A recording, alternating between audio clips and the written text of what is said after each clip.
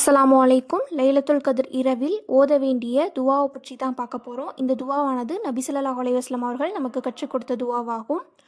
ஆயிஷா ரலியல்லாஹு அன்ஹா அவர்கள் நபி ஸல்லல்லாஹு அலைஹி வஸல்லம் அவர்களிடம், நான் லைலத்துல் கதிர் இரவை அடைந்து கொண்டால் என்ன துவா கேட்க வேண்டும் என்று கேட்டபோது இந்த துவாவை ஓதும்படி நபி ஸல்லல்லாஹு அலைஹி வஸல்லம் அவர்கள் கூறினார்கள். இந்த ஹதீஸானது நூல் திர்மிதியில் இடம்பெற்றுள்ளது. இப்போது அந்த துவா என்னன்னு பார்க்கலாம். அல்லாஹும்ம இன்னக்க அஃபூவுன் துஹீபுல் அஃப்வா ஃபாஃபு அன்னி.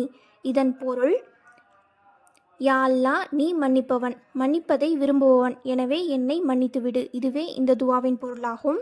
இந்த துவாவை லைலத்துல் கதிர் இரவில், அதாவது ஒற்றைப்படை இரவில் இந்த துவாவை ஓதி நாம் அல்லாஹ்விடம் பாவ மன்னிப்பு கேட்டோம் என்றால் நம்மளுடைய அனைத்து விதமான பாவங்களும் மன்னிக்கப்படும்.